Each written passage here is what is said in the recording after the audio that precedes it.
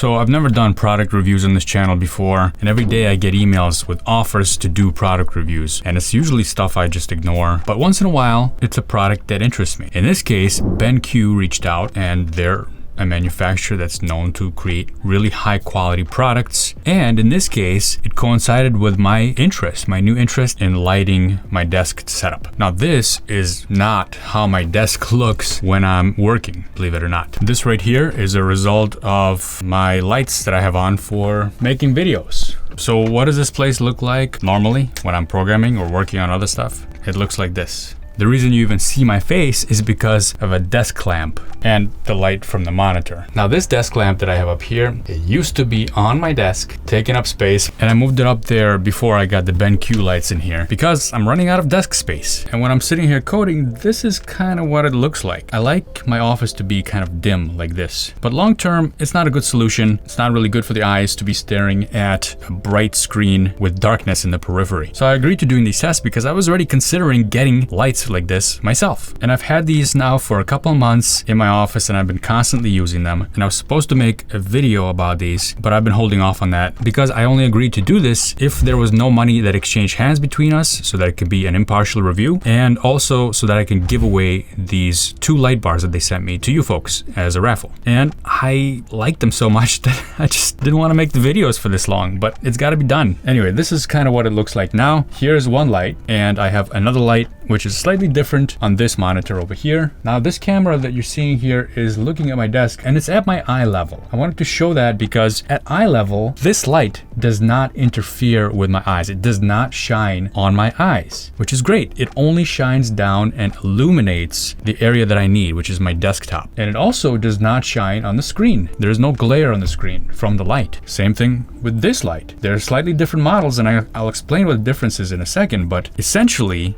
they work the same way. And if I move my hand closer, you'll see that there's that light. All right, let's turn these on for a second. Now, because I gotta give these away, I thought, okay, you know, they are pretty pricey, these lights. So I thought I'd go on Amazon and buy some kind of cheap version of these because I want one for myself now, even though I promised to give these away. So I thought, okay, this is a good opportunity not only to buy one for myself, but also to do a comparison between the more expensive lights, the BenQ lights, and some cheaper variety that costs $30 to $35 on Amazon. This is a Quantis. This is a Quantis. I'll do a comparison. We'll try this out. And when I unboxed the 2 BenQ lights, one is called the ScreenBar Halo, and the other one is called the ScreenBar Pro. They have a very premium box, very nice packaging. So I thought, am I paying that much more money for the packaging? Because Quantis here has a pretty simple box, weighs almost nothing. I'm wondering if there's anything in the box, or they just sent me a bunch of foam. So we'll see what the result of that is. Now, for those people that are not familiar with lights or LED lights at all, why even care? Why not just use, I don't know, an overhead LED light, or just an LED bulb, one of those screw-in types? Well, the way LEDs work is that they actually flicker. That's how they work. They're not incandescent lights that are on all the time. They flicker so fast that your eyes don't really perceive it, but some flicker faster than others. The slower lights are the ones that you would use like in a bathroom fixture, for example, or those screw-in bulbs. And if you look at that in a slowed down footage, you will see on, off, very clear definitions between those. What that does after a long period of time is it actually has an effect on you. Now, I'm not a scientist. I don't know how that stuff works, but if you've ever been in a room with LED lights on, and they're the cheap variety of the LEDs, you feel that something is weird and something is off, and you perceive it at a subconscious level almost. There's a little bit of fatigue that sets in. So these kinds of lights, the BenQ light bars, the frequency that they switch at is much higher. So if you film that in slow motion, you won't even notice any kind of flickering. The light quality is much higher, and you can look at the light a lot longer without being fatigued. Now let's talk about the elephant in the room. These are expensive. So if I take a look on Amazon right now, they have the BenQ ScreenBar, regular BenQ ScreenBar. In United States right now, it's $109. It's got little switches on top. I don't have that one. I have the BenQ ScreenBar Halo. which is this one right here. And I also have the BenQ ScreenBar Plus. Now the biggest difference between these is three things. One is the ScreenBar Halo is a little bit longer. It has an ambient light on the back that shines on your wall. So if you're working in complete darkness, that's actually really nice because it's going to illuminate the wall behind you, behind your monitor, give you a little bit more of that eye strain relief. And the Halo is completely wireless. So this is a little controller for it, and you can operate the light from this, just like that. The temperature, the power, everything is controlled here. This is also one of its downsides, is because this little box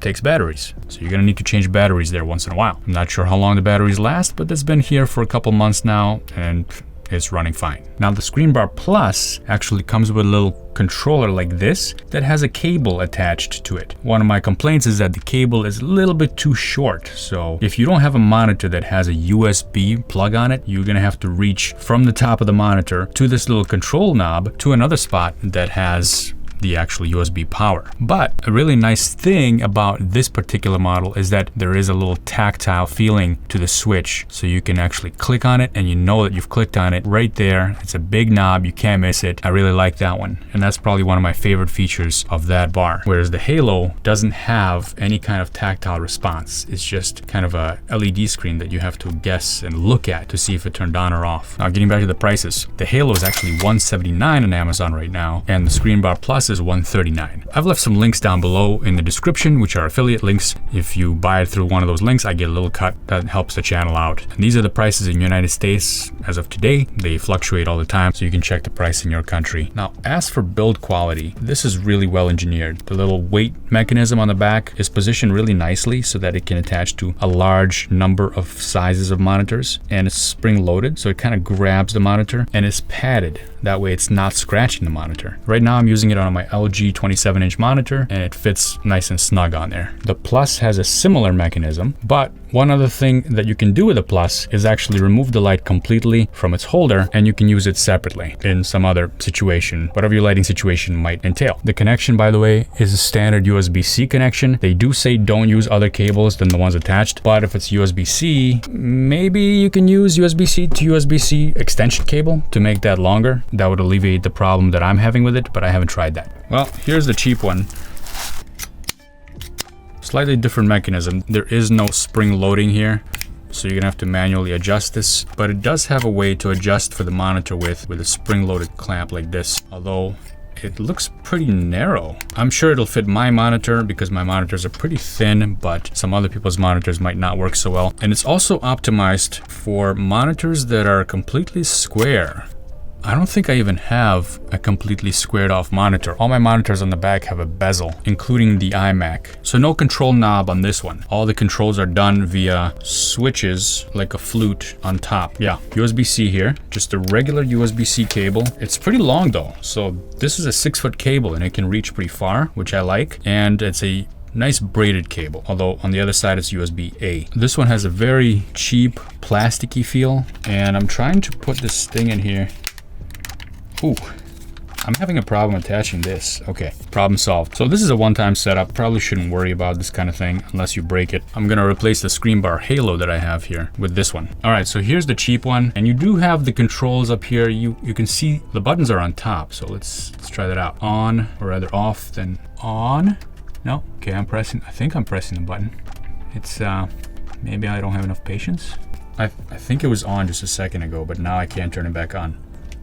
There it is. Okay, that is not an easy process, turning that on and off. I don't know if I'm doing it wrong or it's just blinking. I don't know why it's doing that. But anyway, there's the temperature adjustment right there, which seems to be working okay. I don't know why this thing is dimming by itself though. So you can add brightness here. You don't know where to stop. There is no visual indication of where you are, which is fine. You're only doing this probably once. And then the temperature adjustment, I like mine right in the middle there, more towards daylight. Good. It's not as stable up there as the Halo, and the cable management is pretty much non-existent. It just kind of hangs there. But to be fair, the ScreenBar Plus also has a cable that just hangs down, whereas the BenQ Halo completely hides that cable underneath. So another point for the Halo. Okay, I think I figured this out. You need to just basically tap it very lightly and it'll turn on and off and do the functions. So I was holding it down before. So this is as bright as it gets right here. Not too bad. And let's do the slow motion test. So this is the cheap light, and this is what it looks like on the desk in slow motion. I'm not detecting any problems with flicker on that one, so seems like it's okay. Now at eye level, the way it's attached, and I did push it down, I do see a sliver of light peering through there, but that might just be an adjustment I need to make. I think it's pushed down as far as I can. I still see a little sliver there of light, and I shouldn't see that. The BenQ covers it completely, probably because it's angled a little bit more towards the monitor. There's my hand going into the light, and on the cheaper one, the light is more diffused. You can see more of a gradual change, whereas the BenQ, I think, is more focused on the area in front of the monitor. By the way, should I do all my videos with the lights off like this?